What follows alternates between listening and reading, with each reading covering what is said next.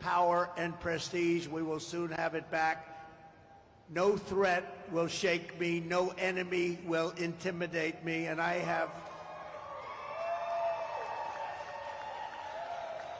have never been more determined than I am today, and I will never back down in my fight to make America great again, which is what we're doing.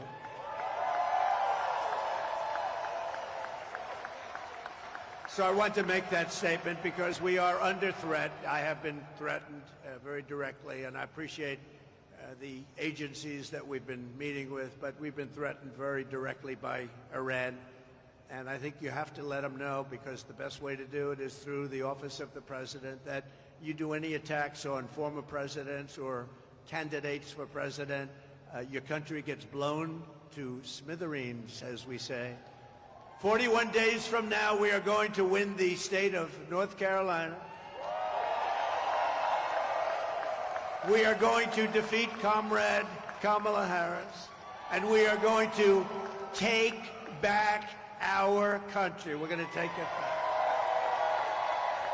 Yesterday, I was in Georgia, a great place, to outline my plan for an American manufacturing renaissance. That's what we're doing. We got tremendous reviews on that speech. Now today, Kamala Harris is supposedly announcing her so-called plans to support manufacturing and wealth creation. Why didn't she do it 3.5 years ago? They've done nothing. Why didn't she do everything 3.5 years ago?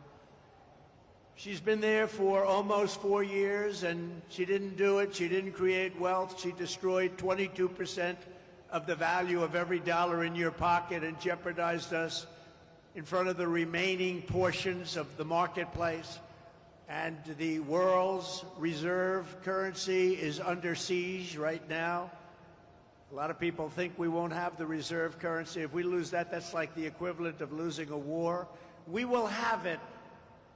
If I'm elected president, we will have the world's reserve currency in better shape and order, and every country will follow it.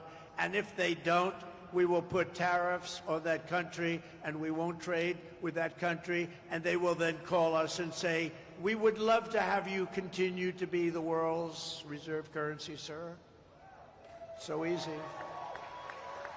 It's so easy, but you need the right messenger. You need the right messenger. She didn't support domestic manufacturing. She killed 24,000 U.S. manufacturing jobs. In the last month alone, we lost 24,000 jobs. You know, there is a reason for the interest rate cut from the Fed. Big part of that reason is that our economy is doing really, really badly. Kamala goes to work every day in the White House. Families are suffering now. So if she has a plan, she should stop grandstanding and do it. Just do it. You have a few months left. Do it. Do it. You have plans for the border? Do it now. You know, you don't need anything at the border. All you need is the President of the United States to say, the border is closed. I didn't have anything. I had only a good thought process.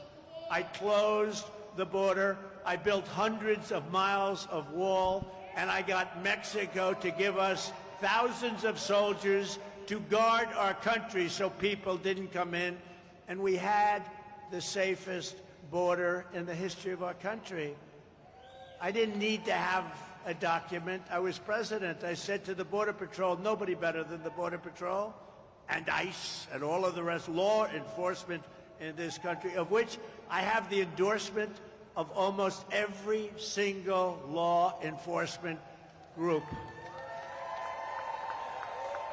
But Kamala should have closed the border years ago, and we wouldn't have hostile takeovers of Springfield, Ohio, Aurora, Colorado, where they're actually going in with massive machine gun type equipment. They're going in with guns that are beyond even military scope, and they're taking over apartment buildings. They're taking over real estate. They're in the real estate development business. Congratulations. These are, in that case, people from Venezuela, young street gang members that were sent here by the Venezuelan government. You know, crime in Venezuela is way down. Crime all over the world is way down, except here. I was right in the debate when David Muir kept interrupting me over and over and over again. And he said to me, when I said crime is way up, it's rampant because of what's happening in our country, and he said, no, crime is not up. That's a mistake. Crime. Well, the following day, the Department of Justice announced the crime figures up 44%, up much more than that in certain categories. But I haven't gotten an apology. No vice president in history has done more damage to the United States economy than Kamala Harris. She has no idea what she's talking about on economy or really on anything else. If you watched Oprah the other day and you watched those answers, you wouldn't even be thinking of her for president of the United States, because we had 4 years of that, and our country can't take 4 more years of that, I can tell you. But twice she cast the deciding votes that caused the worst inflation in maybe 100 years.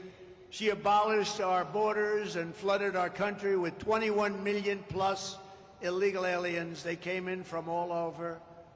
Think of it. They came from prisons and jails. They came from mental institutions and insane asylums. They're terrorists. They're criminal street gangs. They're MS-13. We took millions of people like this into our country, and we're going to get them out, and we're going to get them out fast, I can tell you. No country can survive that. No country can survive it. But ask yourself, is anything less expensive than it was 4 years ago? Where are the missing 818,000 jobs? Remember, they said 808, they were fake jobs. And they thought they'd be caught, but they thought it was going to be after the election, not before the election. They had a leaker, thank you, Mr. Leaker. They had a leaker who leaked the fact that they falsified the numbers. Nobody talks about it. The press refuses to write it. We don't want to hear Kamala's fake promises, even something like she worked very long and hard hours over French fries at McDonald's. She'd never worked at McDonald's. It was a fake story. It was a fake story. The press now refuses to write it because it's so, you know, there's a very simple one. She said she worked at McDonald's.